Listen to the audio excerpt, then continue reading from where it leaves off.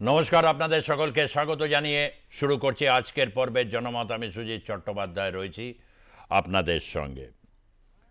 বিশ্ব রাজনৈতিক পরিস্থিতি এই মুহূর্তে এমন একটা অবস্থানে গিয়ে রয়েছে যেখানে এক যুদ্ধের তীব্র দামামা বেজে যাচ্ছে মধ্যপ্রাচ্য জুড়ে। মধ্যপ্রাচ্যের এই তীব্র দামামায় অনেকেই বলছেন যে সত্যিই কি এটাকে যদি এখনই নিবৃত্ত না করা যায় তাহলে এটা তৃতীয় বিশ্বযুদ্ধের দিকে গড়িয়ে যেতে পারে। আশঙ্কাটা কি সে আশঙ্কা, অমূলক আশঙ্কা, নাকি এর একটা মধ্যে সত্যতা রয়েছে? এই নিয়ে যদি আমরা বিচার বিশ্লেষণ করি তাহলে দেখতে পাবো যে একটা ক্ল্যাশ অফ সিভিলাইজেশন, যেখানে একটা সময় আগেই বলেছি যে ইরান এক সময় ছিল পারসিক সভ্যতার মূল ভিত্তিভূমি। তারপর ইসলামিক ইরান হবার পর সেই ইরানের কিন্তু অগ্রগতি থেমে থাকেনি, অগ্রগতি হয়েছে, বিশেষ করে অর্থনীতি, রাজনৈতিকভাবে এবং সামরিক দিক থেকে। ইরান এমন একটি সামরিক শক্তি এই মুহূর্তে দাঁড়িয়ে রয়েছে, মধ্যপ্রাচ্যে সবচেয়ে বেশি ক্ষেপণাস্ত্র এবং ড্রোন তার হাতে মজুত রয়েছে। বিভিন্ন চাপের মধ্যে থেকেও দাঁড়িয়েও ইরান কিন্তু পাল্টা প্রত্যুত্তর দিতে প্রস্তুত। কিন্তু এই মুহূর্তে পশ্চিমা শক্তি এবং বিশেষভাবে G7, যেটা আগে G8 ছিল, বর্তমানে G7, তার কারণ রাশিয়া ইউক্রেন যুদ্ধের পর রাশিয়া G8-এর সদস্য ছিল, তাকে সেখান থেকে সরিয়ে দেওয়া হয়, যে কারণে এখন G7। এরকম একটা জায়গা থেকে দাঁড়িয়ে যখন ট্রাম্প বেরিয়ে আসেন, অনেকেই ভেবেছিলেন যে ওদের এই বুঝে এখনই আমেরিকা প্রত্যাঘাত করতে শুরু করলো এবং তারপর তেহরান থেকে সমস্ত মানুষদের সরে যেতে দাবার তিনি বলেন যে ইমিডিয়েটলি তেহরান ছাড়ুন। তার কারণ তেহরান হচ্ছে ইরানের মূল ভিত্তি, শুধু রাজধানী নয়, তেহরানের মধ্যেই রয়েছে ইরানের যে সমস্ত তৈল সম্পদের যে কারখানাগুলো, যা সবটাই বলতে গেলে রাষ্ট্রায়ত্ত, সেই কারখানার যে মূল অফিসগুলো তেহরানের মধ্যে অবস্থিত। তাই তেহরানে যদি কোনো রকম আক্রমণ হানে বা ইতিমধ্যে আক্রমণ চলছে ইসরায়েলের পক্ষ থেকে, তাহলে এমনই একটা পরিস্থিতি দাঁড়াবে যেটা ইরানের পক্ষে সহ্য করা রীতিমতো বেশ চাপের এবং কঠিন হয়ে দাঁড়াবে। এমতো পরিস্থিতির মধ্যে থেকে অনেকেই বলছেন যে পরমাণু স্থাপনাগুলোই হচ্ছে মূল কারণ। এরকম যুক্তি তো ইরাকের সময় এসেছিল যে ইরাক পরমাণু স্থাপনা করছে, তা পরে ভুয়ো প্রমাণিত হয়েছিল। কিন্তু সাদ্দাম হোসেনকে ফাঁসিতে লটকে দিয়েছিল আমেরিকা। ইরানের ক্ষেত্রেও কি সেই ভবিষ্যৎই অপেক্ষা করছে, যেখানে 1980 সালের পর যে ইসলামিক রেভলিউশন ইরানকে এই জায়গায় প্রতিষ্ঠা করেছে এবং আয়াতল্লাহ খামেনি, যিনি খামেনি প্রতি মুহূর্তে আমেরিকার চোখে চোখ রেখে কথা বলেছেন, সেই আমেরিকার চোখে চোখ রেখে কথা বলা খামেনিকে সরিয়ে দেওয়াই কি একমাত্র পথ, এমনটাই কি মনে করছেন?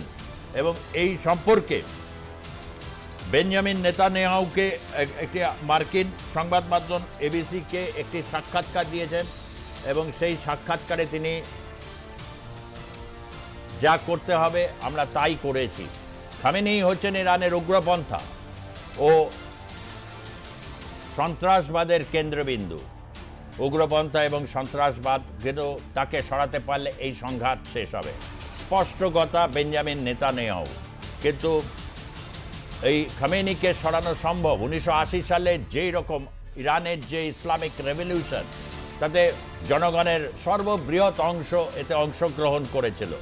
পাশ্চাত্য সংস্কৃতিতে নিমজ্জিত ইরানের তৎকালীন যারা বিরোধী পক্ষ, রেজা শাহ পাহলভির বিরুদ্ধে তাদের বিদ্রোহ এবং সেই বিদ্রোহকে কেন্দ্রীভূত করে যেভাবে আর কি খামেনি গোটা ইরানকে এক সূত্রে বাঁধতে পেরেছেন, সেই খামেনি কি হচ্ছে আসল টার্গেট, যে কথাটা বেঞ্জামিন নেতানিয়াহু বলছেন। অন্যদিকে আমেরিকা কিন্তু পরমাণু স্থাপনা চুক্তি এর মধ্যেই রয়েছে, তাকে সরিয়ে দিতে পারলেই কি পুরনো সেই অবস্থানে চলে যেতে পারবে যখন শাহের আমলে যখন ইরান ছিল হচ্ছে আমেরিকার একজন ঘনিষ্ঠ সহযোগী। সেই সময়টা অবশ্য 1979 সালের আগেকার সময়।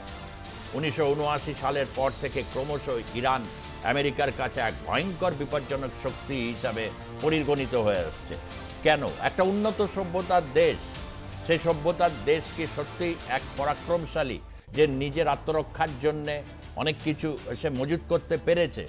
যার অর্থনীতি অত্যন্ত স্ট্রং মধ্যপ্রাচ্যে এবং গোটা পৃথিবীর একেবারে কেন্দ্রস্থলে যেন অবস্থিত এই ইরান, সেই ইরানে এই মুহূর্তে যুদ্ধকালীন পরিস্থিতি, তেহরান ছেড়ে অনেকেই চলে যাচ্ছেন। গতকাল একটা ছবি দেখতে গিয়ে স্তম্ভিত হয়ে গেছি।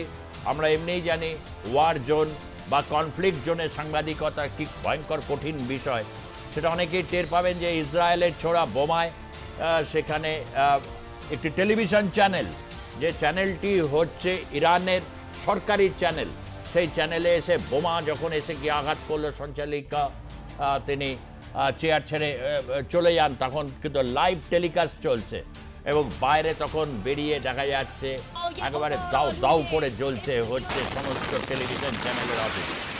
খবর পড়তে পড়তে আপনার দেখলেন এবং আছড়ে পড়ে এবং চারিদিকে ধুলো এবং ধোয়া, এরকম একটা পরিস্থিতি। এবং এই পরিস্থিতি আরও এক্সক্যালেট করবে এমনই তো ইঙ্গিত দিয়েছে। এক্সক্যালেট মানে সরাসরিভাবে আরও যুদ্ধ বৃদ্ধি ঘটবে, সেটা আমেরিকার ইঙ্গিত কিন্তু সেদিকে। অন্যদিকে বেঞ্জামিন নেতানিয়াহুর ইঙ্গিত হচ্ছে এলিমিনেট আয়াতুল্লাহ খামেনি, অর্থাৎ গোটা মধ্যপ্রাচ্য জুড়ে যে সংকট ঘনিয়ে এসেছে, সেই সংকট দীর্ঘায়িত হতে থাকলে এটা গোটা বিশ্বের উপর একটা স্বাভাবিক প্রভাব পড়বে, এটা বলার কোনো অপেক্ষা রাখে না। এমতো পরিস্থিতিতে রাশিয়া চীনের ভূমিকাটা ঠিক কী? রাশিয়া কি সত্যি এই ভূমিকায় আজকে আসবে? ইরান তার দীর্ঘদিনের সহযোগী বন্ধু, কিন্তু এই মুহূর্তে রাশিয়া নিজে ইউক্রেনের সাথে যুদ্ধ করতে করতে কি অনেকটাই ক্লান্ত, যে কারণে কোনো ঠাসবুনোর জবাব দেওয়ার মতো জায়গায় কি আদৌ আছে রাশিয়া? এবং চায়না বিবৃতির পর বিবৃতি এবং যুদ্ধকে যাতে এড়িয়ে যাওয়া যায় সেই সম্পর্কে বিবৃতি ছাড়া কোনো শক্তপোক্ত অবস্থান কি ইরানের সাপেক্ষে নিতে পেরেছে চীন? গোটা প্রশ্ন এখন অনেকটাই। তাই ইরানকে লড়াই লড়তে হচ্ছে অনেকটা এককভাবেই। অন্যদিকে ইউরোপের সমস্ত শক্তি, আমেরিকা সমস্ত মিলিয়ে যেন ঝাঁপিয়ে পড়তে চাইছে ইরান বা তেহরানের উপর।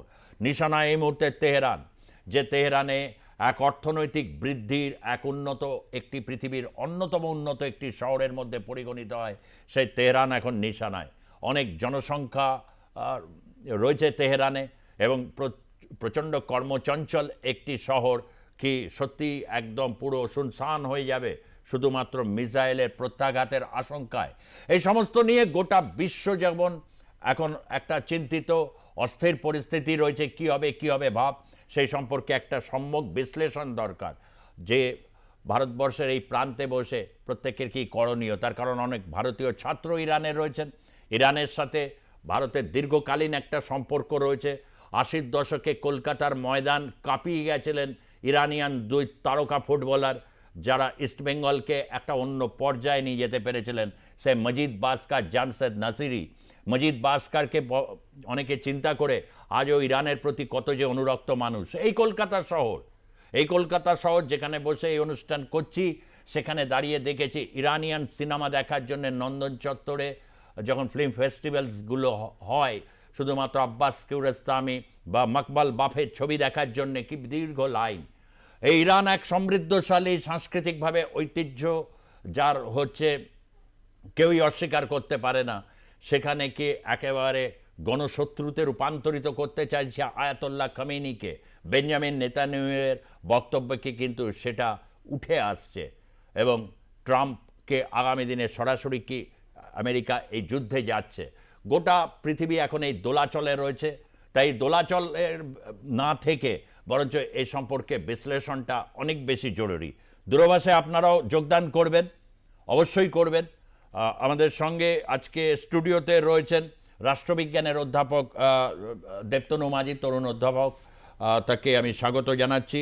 এবং আমাদের সঙ্গে ভার্চুয়ালি রয়েছেন রাষ্ট্রবিজ্ঞানের আরও একজন সিনিয়র অধ্যাপক ডক্টর প্রতীপ চ্যাটার্জি, তাকেও আমি স্বাগত জানাচ্ছি। আমি একটু প্রতীপবাবু আপনার কাছ থেকে প্রথমে একটা বিষয় জানতে চাইব। এই যে ইসরায়েলের সাথে যুদ্ধ আগেও হয়েছে, আমরা জানি 60-এর দশকে সেই 6 দিনের যুদ্ধ, মানে প্রথম মধ্যপ্রাচ্য বা বিশ্ব দেখলো ইসরায়েলের পরাক্রম দেখেছিল। তারপরেই এই যে আগ্রাসন এবং হচ্ছে অকুপাই করা, এগুলো তো মধ্যপ্রাচ্যে এখন এটাকে নিয়ে অশান্ত হয়ে রয়েছে। আমরা জানি গাজাটার সেই প্রসঙ্গে বিস্তারিতভাবে যাচ্ছে না, কিন্তু ইরানকে শুধুমাত্র এই হুতি হেজবুল্লাহ পরমাণু হলে ওদের হাতে পরমাণু চলে যাবে, এই যুক্তিটা কি খুব গ্রহণযোগ্য যুক্তি বলে মনে হয়? ইরাকের ক্ষেত্রে তো এরকম বলা হয়েছিল, কিন্তু তারপর তো কিছুই প্রমাণ করা যায়নি। ইরানের ক্ষেত্রে এই যুক্তিটা কি কেউ সর্বজন গ্রাহ্য যুক্তি বলে মনে হয়, যেটা আমেরিকা বলতে চাইছে? সুজিত, প্রথমেই বলবো যে আমেরিকা যেটা চাইছে সেটা হচ্ছে আধিপত্য বিস্তার করতে। আহ, এবং ইসরায়েলের সঙ্গে আমেরিকার যে সখ্যতা, সেটা কিন্তু প্রমাণ হচ্ছে। ইরান এখানে কিন্তু শুধুমাত্র একটা জাতিরাষ্ট্র নয়, ইরান এখানে সিম্বল একটা সিম্বল যারা পশ্চিম দুনিয়ার যে আগ্রাসন, সাংস্কৃতিক, রাজনৈতিক এবং সামরিক, সেটাকে বাধা দিতে চাইছে। এখন এখানে বড় প্রশ্ন যেটা আমেরিকা তুলছে সেটা হচ্ছে যে পরমাণু চুক্তি নিরস্ত্রীকরণে। এখন ইরানের বক্তব্য সেটা হচ্ছে যে এই পরমাণু চুক্তিতে সই করলে পরমাণু অস্ত্র তৈরির থেকে ইরান বঞ্চিত হবে। তাহলে পৃথিবীতে সাম্যের পৃথিবী আমরা বলবো কি করে? কিছু জাতিরাষ্ট্রের কাছে আজ অব্দি যতগুলো পরমাণু অস্ত্র রয়েছে, আর কিছু জাতিরাষ্ট্র পরমাণু চুক্তি তারা স্বাক্ষর করলে তারা আর অস্ত্র তৈরি করতে পারবে না। এরকম একটা জায়গায় আমাদের এই যুদ্ধ পরিস্থিতিকে বিশ্লেষণ করতে হবে। যে বক্তব্যটা উঠে আসছে যে এই ইরানের হাতে যদি পরমাণু শক্তি চলে যায়, অস্ত্র চলে যায়, তাহলে সেটা অন্যভাবে ব্যবহার হতে পারে। তাহলে প্রশ্ন সরাসরিভাবে জাগে যে পাকিস্তানের হাতে যখন পরমাণু অস্ত্র রয়েছে, সেই পরমাণু অস্ত্র যখন পাকিস্তান ভারতের সাথে 1998 সালে মানে একটা পাল্লা দিয়েই প্রায় তারা পরমাণু অস্ত্র পরীক্ষা করলো, তখন আমেরিকার ভূমিকা কি ছিল? তখন কেন তারা মনে করেনি, বা এখনো কেন তারা মনে করছে না, যখন ভারত সরকার এই অপারেশন সিন্দুরে পাকিস্তানের জঙ্গি ঘাঁটিগুলো ভেঙে দিচ্ছিল, যে পরমাণু অস্ত্র যদি জঙ্গিদের হাতে চলে যায়, পাকিস্তান তো প্রায় জঙ্গি ঘাঁটি তৈরি করার একটা রাষ্ট্র, এবং এটা আমরা সবাই দেখতে পাচ্ছি, প্রমাণ সহ দেখতে পাচ্ছি। তাহলে বুঝতে হবে যে আমেরিকার অবস্থানটা কিন্তু কোথাও গিয়ে একটা নড়বড়ে অবস্থান হচ্ছে এখন। যে একদিকে তারা পাকিস্তানের মতো জাতিরাষ্ট্র, তার হাতে পরমাণু অস্ত্র থাক, সেরকম একটা জায়গায় থাকছে। আর ইরান যে হচ্ছে গিয়ে আমেরিকার বা পশ্চিমী দুনিয়ার আগ্রাসনকে রুখতে চাইছে, সেখানেও কিন্তু সে একটা ডবল স্ট্যান্ডার্ড দিচ্ছে। ফলে এখন যুদ্ধ পরিস্থিতি যেটা হয়েছে, সেটা আমার মনে হয় এই যুদ্ধটা কিন্তু একটুখানি বিস্তৃত হবে। ভারত পাকিস্তানের মতো যুদ্ধ পরিস্থিতিটা হঠাৎ করে থেমে যাবে, তেমনটা নয়। এবং এখানে ভারতবর্ষের ভূমিকা, আপনি রাশিয়া এবং চীনের কথা বললেন, কিন্তু ভারতবর্ষের ভূমিকা কি? মার্কিন যুক্তরাষ্ট্র ভারতবর্ষ এবং পাকিস্তানের মধ্যে মধ্যস্থতা করে থামিয়ে দিয়েছে বলে বলছে প্রেসিডেন্ট ট্রাম্প। ভারত, তারা কি এই ইসরায়েল এবং ইরান এই দুপক্ষকে শান্ত করার জন্য কোনো বার্তা দিচ্ছে? ভারতবর্ষের অবস্থানটা কিন্তু, তারা যেটুকু খবরে আসছে, যে তারা ইসরায়েলের সঙ্গে যোগাযোগ রাখছে, ইসরায়েলের কেন আঘাত হচ্ছে, ইসরায়েল কেন আঘাত করছে, এ ব্যাপারে তারা বক্তব্য রাখছে, এবং সম্মিলিত জাতিসংঘে ভোট দানে তারা বিরত থেকেছে। তো ফলে আজকে ভারতবর্ষের ভূমিকা, কারণ ইরান, ভারতবর্ষ, এরা কিন্তু একটা সভ্যতা ভিত্তিক জাতিরাষ্ট্র, সিভিলাইজেশনাল স্টেট। তো ফলে তাদের যে এই দীর্ঘদিনের সভ্যতা, এবং যে সভ্যতা পশ্চিমী সভ্যতার থেকে একেবারেই আলাদা, একটা নিজস্বতা আছে। তাহলে সেই নিজস্বতা থাকবে কিনা, এবং সেটা নিজের মতো করে পরমাণু অস্ত্র পরীক্ষা, বিজ্ঞানের অগ্রসর, এগুলো করতে পারবে কি? তার কারণ আপনি যে উদাহরণগুলো দিলেন, সেগুলো কিন্তু একটাও, যেমন ধরুন ফুটবল বা সংস্কৃতি, সিনেমা, সেখানে ইরানের যে অবস্থান বা ইরানের যে অগ্রগতি, তার সঙ্গে কিন্তু ইরান মানেই একটা জঙ্গি রাষ্ট্র, মৌলবাদের হাতে চলে যাচ্ছে, সেটা কিন্তু মেলেন। ফলে এখন যে জায়গাটা দাঁড়িয়েছে, আসলে ইরানকে বাধ্য করা, যে যেটা কথায় হচ্ছিল না। এবং মার্কিন যুক্তরাষ্ট্র এখন তার পররাষ্ট্রনীতি হচ্ছে যে সে সরাসরি কোনো যুদ্ধে লিপ্ত হবে না, মানে নিজেদের টুকু দেখবে, একটুখানি গুটিয়ে নিচ্ছে।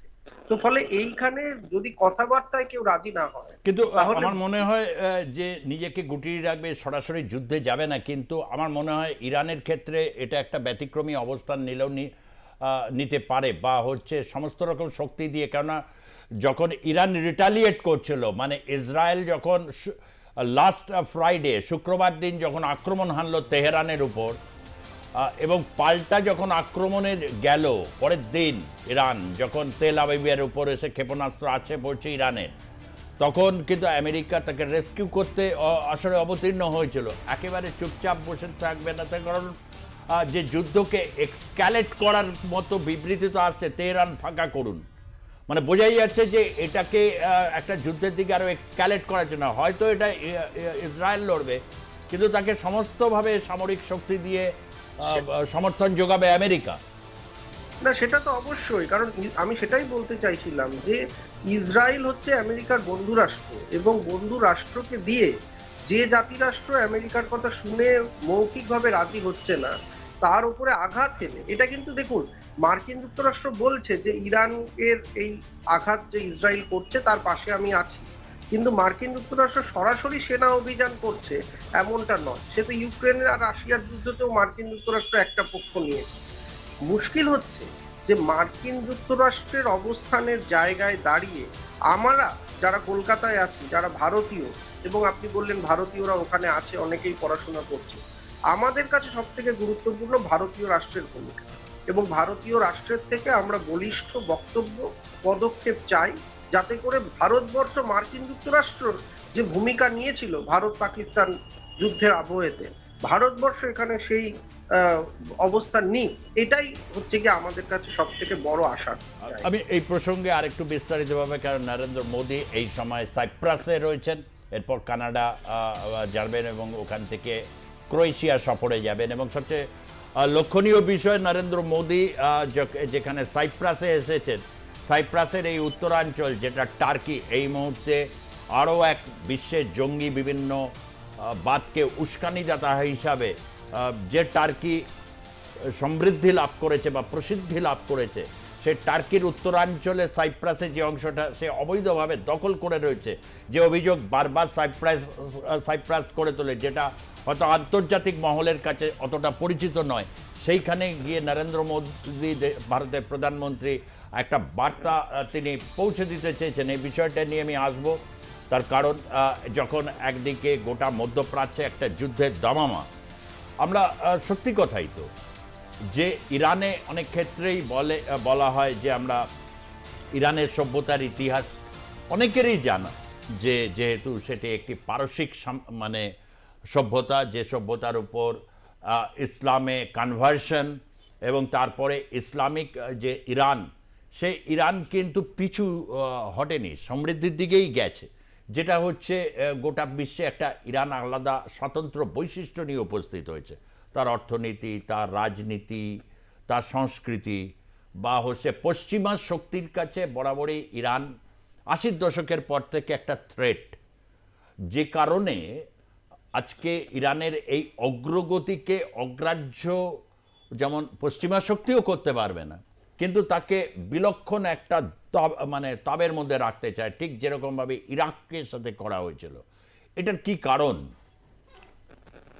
দেখুন, আমি এখানে একটু যে আমাদের আন্তর্জাতিক সম্পর্কে যে তত্ত্বগুলো আছে সেই তত্ত্বগুলোর দিকে যদি একটু তাকিয়ে দেখি, তো রিয়ালিস্ট থিওরিতে আমরা যদি দেখি, ঠিক আছে, সেখানে কিন্তু যেটা বারবার বলা হচ্ছে যে হ্যান্স জে মর্গান থাওয়ের যে থিওরি, তিনি যে 6টি আমাদেরকে নীতি আর কি রিয়ালিজমের যে বলেছিলেন, তো সেখানে আমরা একটা জিনিস দেখতে পাবো যে প্রত্যেকটা দেশ তার কাছে গুরুত্বপূর্ণ হচ্ছে কিন্তু তার জাতীয় স্বার্থ, এটা হচ্ছে 1 নম্বর। এবং দ্বিতীয় জিনিস যেটা হচ্ছে সেটা হচ্ছে যে এই যে আজকে দেখুন পৃথিবী জুড়ে যে যুদ্ধগুলো যে হচ্ছে, বিভিন্ন জায়গায় কিন্তু পৃথিবীতে যুদ্ধ চলছে, রাশিয়া ইউক্রেনের যুদ্ধ চলছে, এখানে আপনি দেখতে পাচ্ছেন ইরাক ইরান, কিছুদিন আগে ভারত পাকিস্তানের মধ্যে আমরা দেখলাম।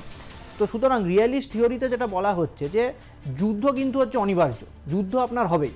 এবং কারণ কি প্রত্যেকটা দেশ একটা এই যে গোটা যে যদি আমরা আন্তর্জাতিক যে স্তরে যদি দেখি, সেখানে কিন্তু কোনো গভর্নমেন্ট বলে কেউ নেই, তো সুতরাং তারা কিন্তু নিজের একটা সেলফ হেল্প সিস্টেমের মধ্যে রয়েছে, এবং প্রত্যেকটা দেশ সে কিন্তু একে অপরকে সন্দেহ করছে যে ও হয়তো বেশি শক্তিশালী হয়ে যাচ্ছে আমার থেকে, এবং এখানে একটা পাওয়ার স্ট্রাগল আর কি হচ্ছে। এবং এই পাওয়ার স্ট্রাগলটা হওয়ার ফলে কি হচ্ছে না, তারা কিন্তু সবসময় মানে এটা আর কি একটা সন্দেহ থেকেই তারা সবসময় একটা থ্রেট পারসেপশন, যেটা আপনি বলছিলেন, একটা কাজ করছে তাদের মধ্যে, এবং সেখানে সবসময় তারা চাইছে নিজেদেরকে আরও বেশি শক্তিশালী করে তুলতে। এবং এখানে গিয়ে ইরানের ক্ষেত্রে যদি আমরা দেখি যে ইরান কিন্তু দেখুন তারা তাদের যে নিউক্লিয়ার, যদিও ইরান দাবি করছে যে আমরা নিউক্লিয়ার ওয়েপন আমরা তৈরি করছি না, কিন্তু ইসরায়েল যেটা ভয় পাচ্ছে যে ইরান কিন্তু হচ্ছে নিউক্লিয়ার ওয়েপন তৈরি করছে। এবং যেহেতু সেখানে আমরা জানি যে বিভিন্ন যে মানে সেখানে একটা ইসরায়েলের সঙ্গে ইরানের কিন্তু এর আগে প্রক্সি ওয়ারফেয়ারও আমরা দেখেছি, যেখানে যে বিভিন্ন আপনার ধরুন হামাস বা আপনার এই হেজবোল্লাহ এই যে গ্রুপগুলো আছে এগুলোকে কিন্তু ব্যবহার করেছে ইরান ইসরায়েলের এগেনস্টে। সুতরাং ইসরায়েল কিন্তু সেটাকে একটা যে থ্রেট পারসেপশন থেকে তারা কিন্তু এই যে ইরানের যে নিউক্লিয়ার প্রোগ্রাম এটাকে তারা হচ্ছে সাপোর্ট করছে না। এবং পশ্চিমী দুনিয়ার ক্ষেত্রেও আপনি যদি দেখেন তাদেরও কিন্তু কিছুটা আপনি দেখতে পাবেন যে ডোনাল্ড ট্রাম্প বারবার তিনি কিন্তু যে কারণটাকে বারবার তিনি তুলে ধরছেন সেটা হচ্ছে কিনা ইরান যে নিউক্লিয়ার পাওয়ার যদি হয়ে যায় সেটাকে ইউএসএ কোনোদিনও মেনে নেবেন না, তিনি বারবার এই কথাটা বলছে। দ্বিতীয় জিনিস দেখুন, তারা ডোনাল্ড ট্রাম্প কিন্তু বলছে টেরোরিজমের কথা, যে ইরান হচ্ছে টেরোরিস্টদেরকে স্পন্সর করে।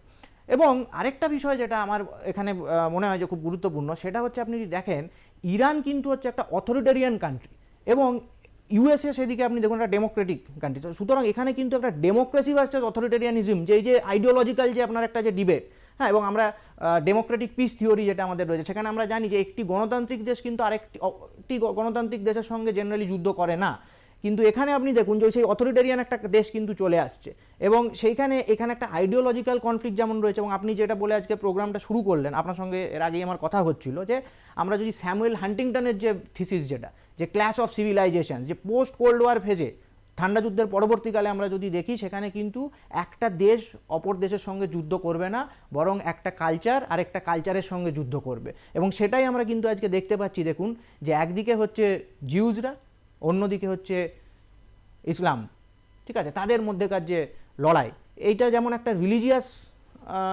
ওয়ার, আমরা এখানে একটা রিলিজিয়াস কনফ্লিক্ট আমরা দেখতে পাচ্ছি। মানে এই ইরান ইসরায়েল যুদ্ধের মধ্যে কিন্তু অনেকগুলো কনফ্লিক্ট লুকিয়ে আছে। একটা হচ্ছে মানে আপনার কি বলে রিলিজিয়াস কনফ্লিক্ট যেটা দেখা যাচ্ছে, আরেকটা যেটা হচ্ছে যে ন্যাশনাল ইন্টারেস্টের কনফ্লিক্ট, কারণ আবার ইরান চাইছে যে তারা হচ্ছে মিডল ইস্টকে কন্ট্রোল করবে, সেখানে গিয়ে ইসরায়েল সেটা কখনো মেনে নিতে পারছে না, ইউএসএ সেটা মেনে নিতে পারছে না, মার্কিন যুক্তরাষ্ট্র সেটা মেনে নিতে পারছে না।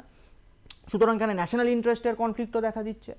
এবং আরেকটা কনফ্লিক্ট যেটা হচ্ছে যে এই ক্ষমতাকে কেন্দ্র করে নিয়ে, যে কে কত বেশি তার ক্ষমতা সেই রিজিয়নটার মধ্যে কার কাছে বেশি ক্ষমতা থাকবে, এই নিয়ে তাদের মধ্যে একটা কনফ্লিক্ট যেটা দেখা যাচ্ছে। এবং ইউএসএর দিকে আমরা যদি তাকিয়ে দেখি, যে যেটা প্রদীপদা বলছিল আর কি, যে ইউএসএ কিন্তু ডোনাল্ড ট্রাম্পের বিশেষ করে এই টেনিওরে আমরা যদি দেখি তাদের যে বিদেশ নীতি যেটা, সেখানে তারা কিন্তু একটা ডাবল স্ট্যান্ডার্ড সবসময় দেখুন ফলো করছে। আমরা দেখলাম যখন এই যে ভারত পাকিস্তান যুদ্ধ হলো, পাকিস্তান যেখানে একেবারে ডাইরেক্টলি টেরোরিস্টদেরকে স্পন্সর করছে, যেখানে পুরোপুরি মানে আমাদের কাছে তথ্য রয়েছে এবং এটা ওয়াইডলি নোন, ঠিক আছে, সেইখানে দাঁড়িয়ে কিন্তু ইউএসএ হচ্ছে কিন্তু পাকিস্তানকে কিন্তু আমি বলবো যে সাপোর্টই করেছে, তার কারণ তারা কিন্তু বলছে যে তারা হচ্ছে যে মিডলম্যান হিসেবে কাজ করেছে এই সিজফায়ারটার পেছনে। ওয়্যারঅ্যাজ এই যে যখন ইরান এবং ইসরায়েলের ক্ষেত্রে আমরা যদি দেখি, সেখানে কিন্তু ইউএসএ ইরানকে যেমন কি তারা যে কিন্তু সেভাবে যে ইরানের ওপরে তারা কিন্তু যে আক্রমণ করার যে ইসরায়েল যে করেছে সেটাকে তারা কিন্তু আবার সমর্থন করছে। তাহলে এটাও কিন্তু একটা আমাদের ভাববার বিষয় যে আজকে আমরা ইউএসএকে কিন্তু একটা বন্ধু দেশ হিসেবেই আমরা দেখছিলাম, অন্তত আমরা এটা মনে করেছিলাম যে ডোনাল্ড ট্রাম্প আবার সেখানে ফিরে আসার ফলে মার্কিন যুক্তরাষ্ট্রের রাজনীতির কী হবে সেটা আমাদের জানা নেই, কিন্তু ভারত এবং মার্কিন যুক্তরাষ্ট্রের সম্পর্কটা আরও বেশি মজবুত হবে, কারণ ডোনাল্ড ট্রাম্প এবং নরেন্দ্র মোদীর মধ্যে যে কেমিস্ট্রিটা সেটা হচ্ছে খুব গুরুত্বপূর্ণ একটা, তার যে মানে প্রভাব একটা পড়বে আমাদের দুটো দেশের সম্পর্কের মধ্যে। কিন্তু যেটা দেখা গেল যে ডোনাল্ড ট্রাম্প কিন্তু ভারতের ক্ষেত্রে একরকম হচ্ছে আপনার কি বলে পলিসি গ্রহণ করলো, আর আজকে এই যে ভারত পাকিস্তান কনফ্লিক্টের ক্ষেত্রে এবং ইরান ইসরায়েলের কনফ্লিক্টের ক্ষেত্রে আবার আরেক রকম পলিসি। সেটা তো ডোনাল্ড ট্রাম্পের যেটা মূল আর কি, যে নির্বাচনী প্রতিশ্রুতিতে রয়েছে মাগা অর্থাৎ মেক আমেরিকা গ্রেট এগেইন, এটার উপরে তিনি জোর দিয়েছেন, যে কারণে একের পর এক বিতর্কিত সিদ্ধান্ত রয়েছে। অভিবাসন নীতি নিয়ে যে করেছে সেই ছবি তো আমেরিকায় অতীতে কবে দেখা গেছে।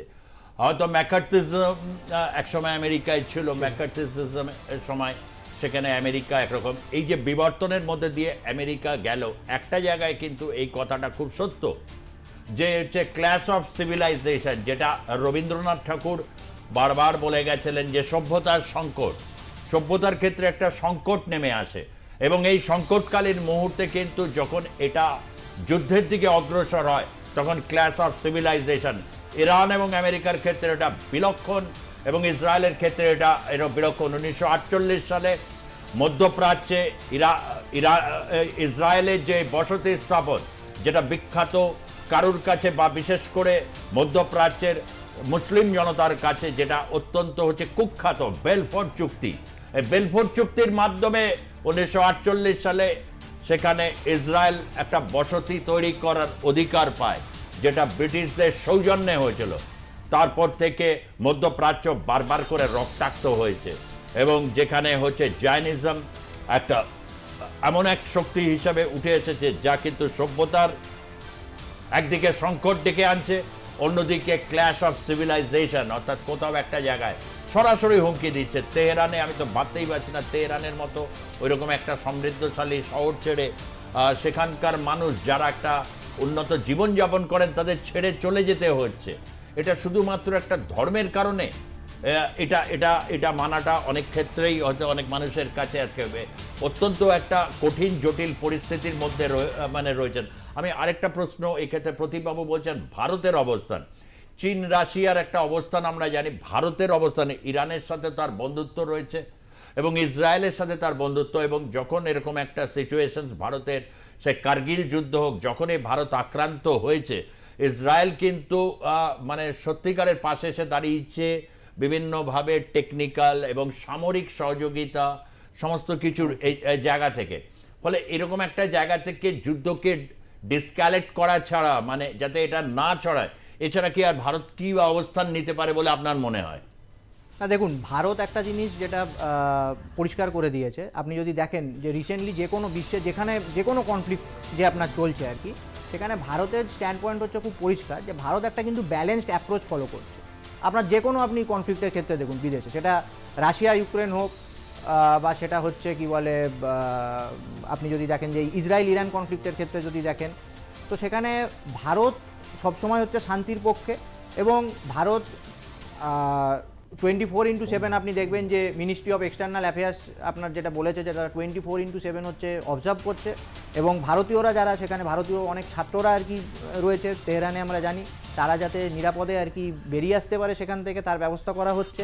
এবং অলরেডি অনেক ছাত্র যারা নিজে হয়তো তাদের নিজের গাড়ি রয়েছে, তারা কিন্তু ওই আর্মেনিয়ার ওই দিক দিয়ে আপনার যে বর্ডার আছে সেই বর্ডার দিয়ে কিন্তু তাদেরকে তারা মানে বেরিয়ে আসতে পেরেছে সেখান থেকে। তো সুতরাং ভারতের যে স্ট্যান্ড পয়েন্ট, এবারে দেখুন ভারতও কিন্তু কোনো কনফ্লিক্টের মধ্যে নিজেকে জড়াবে না এই মুহূর্তে দাঁড়িয়ে, এবং সেখানে ভারতের কাছে অবশ্যই যে আমাদের সঙ্গে ইরান এবং ইসরায়েল দুজনের সাথে আমাদের স্ট্র্যাটেজিক পার্টনারশিপ রয়েছে, তাহলে যুদ্ধটাকে ডিসকালেক্ট করতে সুবিধা হবে। তবে বেঞ্জামিন নেতানিয়াহুর কথাটা এই ক্ষেত্রে খুব গুরুত্বপূর্ণ। কোথাও কি দাঁড়িয়ে এটা মনে হচ্ছে যে সেখানে আয়াতুল্লাহ খামেনিকে টার্গেট, আসলে আয়াতুল্লাহ খামেনি, ঠিক যেরকম ইরাকে ছিল সাদ্দাম হোসেন, ইরানের ক্ষেত্রে আয়াতুল্লাহ খামেনি রাজকে কোনোভাবে একটা খতম করা, এটাই হচ্ছে তাদের কাছে এখন একটা বিরাট শিরোপীড়া হয়ে দাঁড়িয়েছে, যেটা হচ্ছে বেঞ্জামিন নেতানিয়াহু সে সংকেত দিয়েছেন। আমরা একটা জনমতে আমাদের সঙ্গে যোগ দিয়েছেন একজন, বলুন কে বলছেন? যোগাযোগ বিচ্ছিন্ন হয়ে গেছে। আমরা চাইবো আপনারা যোগদান করুন এবং আপনারা এই জটিল কঠিন বিষয় আপনারা আপনাদের মতামত জানান। মতামত অত্যন্ত জরুরি এই ক্ষেত্রে, তার কারণ আপনারা মতামত জানাতে ভালোবাসেন। আপনারা অবশ্যই জনমতে অংশগ্রহণ করুন, আপনাদের মতামত নেব, তার কারণ দুজন বিশেষজ্ঞ আমাদের সঙ্গে রয়েছে। আপনাদের মতামতের ভিত্তিতেও অনেক ক্ষেত্রে অনেক ধরনের দিক খুলে যায়। অবশ্যই আপনারা ফোন করুন, সেই ফোন নাম্বার আপনাদের কাছে দেওয়া হচ্ছে, জনমতে অংশগ্রহণ করুন। এইটা বেঞ্জামিন নেতানিয়াহুর এই যে বক্তব্যটু মনে হচ্ছে যে সন্ত্রাসবাদের পৃষ্ঠপোষক, জঙ্গিবাদের পৃষ্ঠপোষক আয়াতুল্লাহ খোমেনি, এবং তাকে শেষ করার মাধ্যমে এটাকে থামানো যাবে একদম স্পষ্টভাবে। যেটা আমেরিকা কিন্তু ঠিক ওইভাবে ডাইরেক্টলি ওইভাবে কিছু বলছে না, বরঞ্চ এরকম একটা খবর এরকম প্রচারিত হয়েছিল যে ইসরায়েল যেদিন শুক্রবার দিন এরকম আঘাত হানছে এবং অনেক পরমাণু বিজ্ঞানীকে সেখানে হত্যা করা হয়েছে, সামরিক যারা শীর্ষকর্তা তাদেরকে নিশানা করা হয়েছে। আসলে নাকি নিশানায় ছিলেন হচ্ছে এই আয়াতুল্লাহ খোমেনি, কিন্তু আমেরিকান নাকি এক্ষেত্রেও তারা নাকি বলেছে না এটা করলে অত্যন্ত মানে হবে। কিন্তু পরিস্থিতি কি ওই জায়গায় কোথাও একটা জায়গায় মানুষের এরকম মনে হচ্ছে, বিশ্ববাসী, যে বেঞ্জামিন নেতানিয়াহু বা আমেরিকা প্রত্যেকেরই হচ্ছে অ্যাকচুয়ালি আয়াতুল্লাহ খোমেনিকে অত্যন্ত জনপ্রিয় 80-র দশক থেকে শুরু করে দীর্ঘকালীন কোথাও একটা জায়গায় এই একটা মোক্ষম সুযোগ এসেছে যেখানে আর কি খোমেনিকে সরিয়ে দেওয়ার একটা মোক্ষম সুযোগ বলে তারা মনে করছেন। কি মনে হয়? আমাদের সঙ্গে কেউ রয়েছেন? আচ্ছা আচ্ছা, প্রথমে আসি যে আয়াতুল্লাহ খোমেনির কথাতে আর কি আপনি যেটা বললেন। তো দেখুন, অলরেডি আয়াতুল্লাহ খোমেনির প্রায় বয়স হচ্ছে 86 বছর হয়ে গেছে, আমি যদি খুব ভুল না হই। এবং সেখানে অবশ্যই যে উনি যেহেতু হচ্ছেন ইরানের হচ্ছেন সুপ্রিম লিডার, তাহলে অবশ্যই যে সেখানে যেহেতু একটা যে সেখানে যদি ইরানকে টাইট করবার জন্য তারা কোথাও গিয়ে চাইছে যে সেখানে গিয়ে তার যে লিডারশিপ যেটা রয়েছে সেটাকে তাকে ডিস্ট্রয় করতেই হবে। এবং এখানে একটা জিনিস দেখার যে আমার, যদিও সেটা ডাইরেক্টলি কেউ হয়তো বলছে না, যদিও ইসরায়েলও এটা বলেছেন, নেতানিয়াহু এটা বলেছেন যে আমরা কিন্তু ইরানে কোনো রকমভাবে সরকার পরিবর্তন করবার পক্ষে নই, কিন্তু এই যে ইরানের যে কার্যকলাপ যে চলছে বা ইরানকে যে একটা শক্তিশালী দেশ হিসেবে যে গড়ে তোলার পেছনে আয়াতুল্লাহ খোমেনির যে ভূমিকা, সেটাকে আমরা কিন্তু অস্বীকার করতে আপনার পারি না। যদিও সেখানে হিউম্যান রাইটস ভায়োলেশনের নিয়ে অনেক রকম সমস্যা আছে বা সেখানে নানান রকম কমপ্লেন হয়েছে, কিন্তু আপনি যদি দেখেন পৃথিবীতে এরকম কোনো দেশ নেই, সে গণতান্ত্রিক দেশগুলোতেও কিন্তু যে মানব অধিকার কিন্তু লঙ্ঘন হয়। কিন্তু যেটা যে সুপ্রিম টার্গেট তিনি এই কারণেই, তার কারণ হচ্ছে আয়াতুল্লাহ খোমেনি হচ্ছে শুধুমাত্র যে একদিকে তিনি যেমন সুপ্রিম লিডারও, তার পাশাপাশি কিন্তু যে ইরানের যে ধর্মীয় অনুশাসনগুলো ধর্মীয় অনুশাসন শুধু নয়, যে সেখানে হচ্ছে যে তিনি কিন্তু হচ্ছেন অ্যাকচুয়ালি ইরানের মানুষের কাছে আমি যদি দেখি তার যে অ্যাকসেপ্টেন্স, যেটা সেই অ্যাকসেপ্টেন্স কিন্তু একটা সেকশনের কাছে তার কিন্তু হয়তো একটা সেকশন রয়েছে যারা হয়তো তার বিরুদ্ধে রয়েছেন, কিন্তু একটা সেকশনের কাছে তার যে অ্যাকসেপ্টেন্স, তার যে জনপ্রিয়তা, সেটা কিন্তু অন্য কারণ নেই এই মুহূর্তে। তো এটাও হচ্ছে সেই কারণেই উনি হচ্ছেন মূল টার্গেট। তার কারণ হচ্ছে পশ্চিমী শক্তি যেটা চাইছে যে তাদের, আমার কোথাও গিয়ে মনে হচ্ছে যে তাদের সেখানে একটা পাপেট গভর্নমেন্টকে ইনস্টল করতে। ওকে, আমি প্রদীপবাবু এই জায়গাটাতেই, মানে যখন 80-র দশক, আমরা তখন অনেকেই হচ্ছে ইসলামিক রেভলিউশন ইরান আর কি, সেই ভাবনা, ওখানে বিভিন্ন যে সমস্ত বামপন্থী শক্তিগুলো ছিল, এমনকি সোশ্যালিস্ট, কমিউনিস্ট, খুব ক্ষুদ্র সংখ্যক, তারাও এই ইসলামিক রেভলিউশনের মধ্যে তারা সক্রিয় সমর্থন জুগিয়েছিলেন। এবং পরবর্তী ক্ষেত্রে যখন সেটি শাসনতন্ত্র কায়েম যখন হলো, আমরা দেখলাম যে সেদিনের এই যে লিবারেল ওয়েস্টার্নাইজড একটা জায়গায় ইরান কিভাবে আর কি, গতকালে যখন বোম বিস্ফোরণ হচ্ছেন, একজন বোরখা পরিহিত সঞ্চালিকা তিনি প্রাণ ভয়ে ছুটে গেলেন, কি ভয়ঙ্কর ঘটনা, যেখানে হচ্ছে ইসরায়েলকে বোম আঘাত করছে। এই যে একটা জায়গা থেকে কোথাও একটা জায়গায় এরকম এই সম্পৃক্তিকরণ, অর্থাৎ বিশ্ব কি এখনও ওই রকমভাবেই বিভক্ত হয়ে রয়েছে? আজও হচ্ছে এই ইসলামিক যে দর্শনের মধ্যে কোথাও কোথাও বামপন্থীরা, ইরানের বামপন্থীরা তার মধ্যে একটা আশ্রয় বা খুঁজে পেয়েছিল, বা একটা বুঝতে পেরেছিল যে এর মাধ্যমে সত্যিকারের একটা অন্য ধরনের রেভলিউশন ঘটা সম্ভব। সেটা কি কোথাও একটা জায়গায় আর চ্যালেঞ্জের সামনে, যে চ্যালেঞ্জটাকে রীতিমতো চ্যালেঞ্জটা ছুটছে ইসরায়েল বা হচ্ছে আমেরিকার এই অক্ষ, যেটাকে হচ্ছে প্রতিরোধ করতে চাইছে, সেখানে বাদবাকিরা এই জায়গাটায় কি কনভিন্স হতে পারছে না? অন্যান্য দেশগুলো, তাদের নানা রকম বক্তব্য রয়েছে, যে কারণে উভয় পক্ষ সংযত আচরণ করুক এই ধরনের বিবৃতির মধ্যেই নিজেদেরকে সীমাবদ্ধ রাখছে। খুব কঠিন ব্যাপারটা, মানে এটা লাগছে, যেখানে কেন আয়াতুল্লাহ খোমেনির বিরুদ্ধে তাদের এই রাগটা থাকবে, আর কেনই বা একটা উন্নত সভ্যতার একটা দেশ সেখানে এই ধরনের একটা জায়গায় আসবে যে গোপনে গোপনে পরমাণু, সে সম্পর্কে যে খুব স্পষ্টভাবে বিশ্ব জনমতের কাছে ইরানও কখনো বলেননি, বা আয়াতুল্লাহ খোমেনি কিন্তু কখনো সেরকম বিবৃতি দেননি। সুজিতদা, দেখুন, কোন জাতিরাষ্ট্র তারা কিভাবে তাদের ক্ষমতা বৃদ্ধি করবে, কি অস্ত্র তৈরি করবে বা কি করবে, এটা নিয়ে কিন্তু কখনোই জনসমক্ষে পরিষ্কার কোনো চিত্র দেয় না। মানে ভারতবর্ষেও আমরা এখনো অব্দি অফিসিয়ালি জানি না যে কতগুলো নিউক্লিয়ার ওয়েপেন রয়েছে, বা পাকিস্তানে কতগুলো রয়েছে। সাম্প্রতিক ঘোষণায় কিন্তু জানা গেছে, গতকালই এই খবরটা হচ্ছে, ভারত পাকিস্তানকে নিউক্লিয়ার ওভারহেডসে ছাপিয়ে গেছে। না, আমি বলছি যে সেটা সেটা অনেকটাই হচ্ছে বাস্তব থেকে অনেক কম করেই বলা হয় সরকারি তথ্যটা। তো ফলে সরকারের পক্ষ থেকে বিবৃতি না আসাটা স্বাভাবিক, কিন্তু বুঝতে হবে যে এই এই যে পরমাণু অস্ত্র ভান্ডার তৈরি করা বা তৈরি না করা, এর জায়গাটা দাঁড়িয়ে আছে ওই চুক্তির ওপরে। আজকে আমাদের ফিরে যেতে হবে, যখন আমরা 2008-এ ভারত মার্কিন একটা পরমাণু চুক্তি হচ্ছিল, যেটা দিয়ে সিভিল ইউটিলাইজেশন হবে, পরমাণুর অনেক যে সদর্থক ভূমিকাগুলো আছে অস্ত্র ছাড়াও, সেভাবে আমরা এই শক্তিটাকে ব্যবহার করব, কিন্তু সেই চুক্তি আজকেও কিন্তু খুব একটা মানে রূপায়ণ হয়নি সেভাবে। তো ফলে এবং মার্কিন যুক্তরাষ্ট্রের অবস্থাটা দেখুন, তারা বিশ্ব স্বাস্থ্য সংস্থা থেকে নিজেদের সরিয়ে নিয়েছে, তারা জলবায়ু চুক্তি যে প্যারিস চুক্তি সেখান থেকে নিজেদের সরিয়ে নিয়েছে। ফলে পৃথিবীর সাধারণ মানুষের যে গভীর সংকটগুলো দৈনন্দিন, সেগুলোর থেকে সেখানে নেতৃত্ব দেওয়ার জায়গা থেকে তারা সরে গেছে। শুধু নেতৃত্ব না, সেই চুক্তি থেকেই সরে গেছে। অথচ যেখানে মার্কিন যুক্তরাষ্ট্রকে আধিপত্যকে প্রশ্ন করা হচ্ছে, সেখানে তারা কিছুতেই নিজেদের জায়গাটা ছেড়ে দিতে পারছে না। এবং এখানে কিছু বাধ্যবাধকতা আছে। আজকে মার্কিন যুক্তরাষ্ট্র সরাসরি যেহেতু নেই, তাই সে চাইছে ইসরায়েল ওই জায়গাটায় একেবারে দখলদারি করুক, যে ইসরায়েলের বিরুদ্ধে ওই মধ্যপ্রাচ্য ওই জায়গাটাতে কোনো শক্তি সে যেন ইসরায়েলের সমশক্তি না হয়ে ওঠে। এটাই এখন মার্কিন যুক্তরাষ্ট্রের চাওয়া। তার কারণ মার্কিন যুক্তরাষ্ট্রের স্বার্থ ওই অঞ্চলে কে দেখবে? ইসরায়েল। ফলে ইসরায়েলের যা যা স্বার্থ থাকবে সেটার সাথে মার্কিন যুক্তরাষ্ট্র আছে। না হলে মার্কিন যুক্তরাষ্ট্র কিন্তু এই মুহূর্তে পৃথিবীর অন্যান্য গভীর সংকট থেকে সরে গেছে, অথচ এইখানে পরমাণু চুক্তিতে সই না করলে ইরানকে তারা বাধ্য করতে পারছে না পরমাণু অস্ত্র থেকে মানে নিরস্ত্রীকরণ করার জায়গা থেকে। তো ফলে এখন বিশ্ব জনমত, যেটা আপনি বললেন, বিশ্ব জনমত কারা গঠন করবে?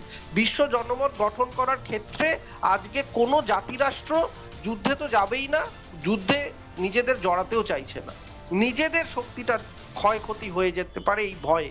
সেখানে কিন্তু আজকে ভারতবর্ষের সামনে, আমি আবারও বলছি, একটা গুরুত্বপূর্ণ ভূমিকা বিশ্বে, তারা বিশ্বের দরবারে জাতিরাষ্ট্রের একটা ক্ষমতাশালী জাতিরাষ্ট্র হতে চাইছে নরেন্দ্র মোদীর নেতৃত্বে। তাহলে কেন এইরকম একটা সুবর্ণ সুযোগ, যেখানে সে সম্পূর্ণ যে উন্নয়নশীল দেশগুলি তাদের কথা বলতে পারে, সেই জায়গায় তারা বিরত থাকছে, তারা চুপচাপ থাকছে? এই বিশ্ব জনমতটা গঠন করার জন্য নেতৃত্ব দরকার। সেই নেতৃত্ব আজকে বাম শক্তিগুলো লাতিন আমেরিকায় আছে, কিন্তু তারা অন্য ধরনের বাম শক্তি, 80-র দশকের মতো বাম শক্তি নয়। এবং চীন অন্য ধরনের বাম, মানে মানে একটা ধনতান্ত্রিক ক্যাপিটালিস্ট কমিউনিস্ট এরকম একটা মিশেল হয়ে রয়েছে। তো ফলে আজকে ভারতবর্ষ, যারা সভ্যতার ভিত্তিতে জাতিরাষ্ট্র, যারা মূল্যবোধের ভিত্তিতে পররাষ্ট্রনীতিকে দেখে, তাদের সামনে একটা সুবর্ণ সুযোগ, কিন্তু সেটা হেলায় নষ্ট করছে। এই জায়গাটা কিন্তু আজকে ভারতের পররাষ্ট্রনীতিকে অনেক প্রশ্নের মুখে ফেলছে। একটা সুবর্ণ সুযোগ ছিল বিশ্ব জনমত তৈরি করা, ভারত সেটা পারে, ভারতকে গুরুত্ব দেয় অনেকেই, কিন্তু ভারত সেটা করছে না। কেন করছে না? এইটা ভারতবাসী হিসাবে আমাদের সব থেকে বড় প্রশ্ন প্রধানমন্ত্রী মোদী এবং বিদেশ মন্ত্রীর কাছে।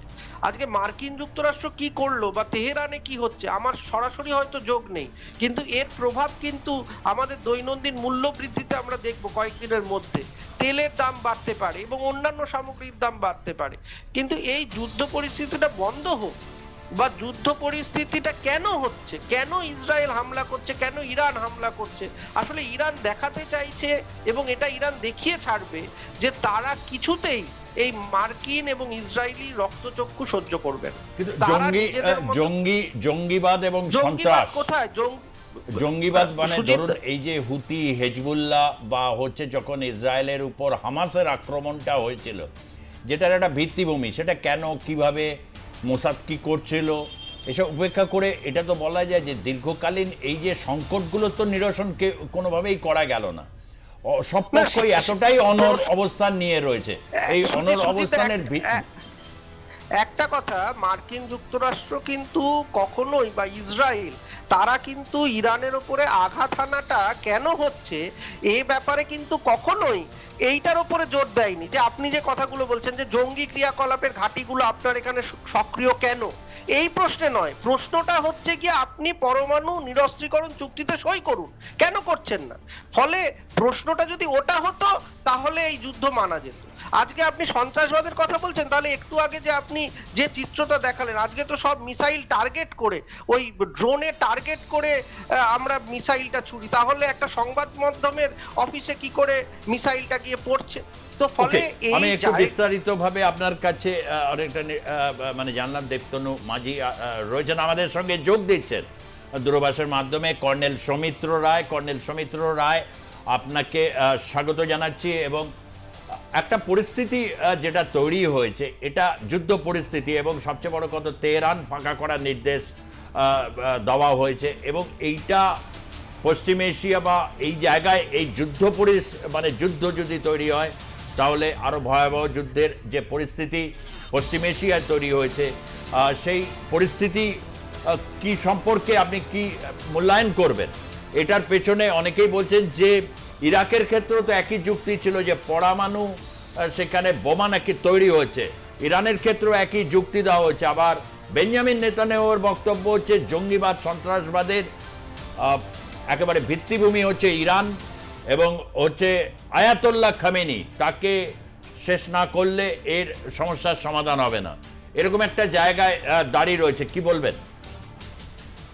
এটা একটা অত্যন্ত গুরুত্বপূর্ণ ডেভেলপমেন্ট আমি বলবো for last 50 years or 60 years. এই ধরনের একটা ডেভেলপমেন্ট মধ্যপ্রাচ্যে কিন্তু হয়নি।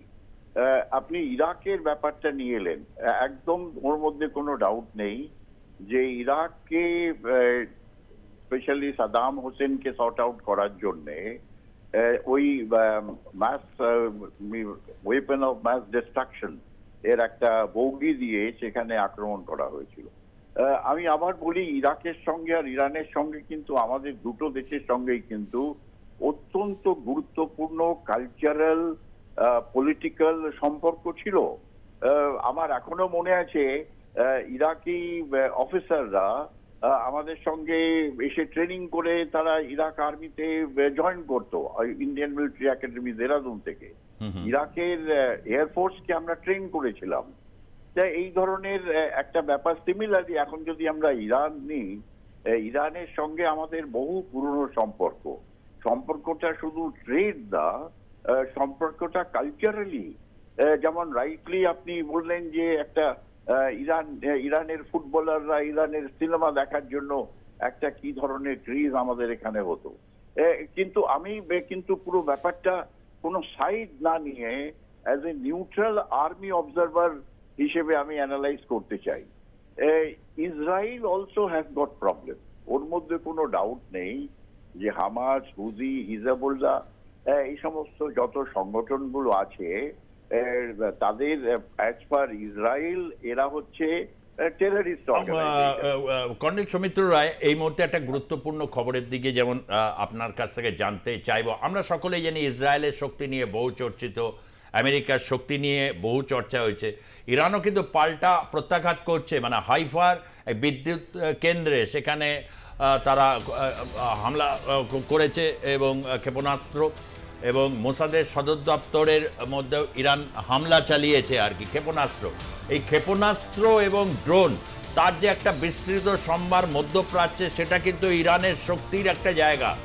একজন সামরিক কর্তা হিসাবে, প্রাক্তন একজন সামরিক কর্তা হিসাবে, আপনি এইটাকে মিলিটারি অ্যাঙ্গেলে ইরানের এই জায়গাটাকে সম্পর্কে কিভাবে আপনি এটার বিশ্লেষণ দেবেন? হ্যাঁ, এটা একটা ইন্ডিকেশন যেটা ইসরায়েলিরা, যেটা তাদের ভয় ছিল যে ইরানের মধ্যে যে ধরনের ক্ষেপণাস্ত্র তৈরি হচ্ছে বা ক্ষেপণাস্ত্র তারা জমা করেছে, অলমোস্ট অ্যাবাউট 10,000 অফ দেম, ওই ক্ষেপণাস্ত্র যদি তার মধ্যে নিউক্লিয়ার ওয়ারহেড যুক্ত হয়, তাহলে that will be the biggest threat to Israel. Definitely. এটা যেটা আমরা দেখতে পাচ্ছি, যে ধরনের সুপার হাইপারসোনিক মিসাইল ইরান মারছে ইসরায়েলের ওপর, ইভেন ওই আয়রন ড্রোন যে সমস্ত সিস্টেম আছে সেগুলোকে ব্রেক করে এগুলো হিট করছে। আর তা অবভিয়াসলি ইসরায়েল যা ভাবছিল বা যে ধরনের তারা ইনফরমেশন গেইন করেছিল যে ইরানে কি হচ্ছে সামরিক দিক থেকে, সেটার একটা ইন্ডিকেশন যে মেবি ইসরায়েলিজ আর কারেক্ট। তা এটার নিয়ে তার জন্য তারা ওকে একটা এরকম একটা পরিস্থিতিতে খুব মানে সংক্ষেপে আপনার কাছ থেকে যেটুকুনি মূল্যবান বক্তব্য পেলাম, এটা অত্যন্ত গুরুত্বপূর্ণ। আমরা ভবিষ্যতে আপনার সাথে আবারও সম্পর্ক স্থাপন করব। আপাতত আপনাকে ধন্যবাদ জানাচ্ছি। আমি সময় অতি অল্প, মানে এই যে একটা মিলিটারি, কালচারাল, ইকোনমিক্যাল এই যে সম্পর্ক, আমি এইখান থেকেই এটা বলছি, সত্যি যদি এই প্রবাবিলিটিটা হয়, যেটা হচ্ছে সবচেয়ে বেশি, যে নিউক্লিয়ার ওভারহেড যদি এই ধরনের হাইপারসোনিক এই ক্ষেপণাস্ত্রগুলোর ওপর থাকে, তাহলে ইসরায়েল যে যুক্তিটা দেখাচ্ছে সেটাকেও একটা জায়গায় কিন্তু একটা লজিক্যাল এস্টাবলিশমেন্ট পেয়ে যায়। মানে একটা ভয়ঙ্কর একটা খুব সঙ্গীন কঠিন পরিস্থিতির মধ্যে দিয়ে আমরা যাচ্ছি। এখানে সুজিতদা একটা জিনিস দেখবা, সেটা হচ্ছে ইসরায়েল প্রথম যখন টার্গেট করেছিল ইরানকে, মানে এইবারে যে তাদের মধ্যে যে যুদ্ধ, তো সেখানে আমরা যেটুকু ইনফরমেশন আর কি নিউজ থেকে পেয়েছি আর কি, সেখানে আমরা দেখতে পাচ্ছি যে তাদের মিলিটারি এস্টাবলিশমেন্টের ওপর এবং যে কিছু যে সায়েন্টিফিক যে যারা মানে যে সায়েন্টিস্ট তাদের যারা রয়েছেন তাদের ওপরেই মূলত এই আক্রমণটা হয়। মানে বেসিক্যালি তারা সবাই কিন্তু হচ্ছে ওই নিউক্লিয়ার ওয়েপনের যে প্রোগ্রামটা সেটার সঙ্গে তারা হচ্ছে কিন্তু যুক্ত, আর নাহলে তারা মিলিটারি পার্সনের।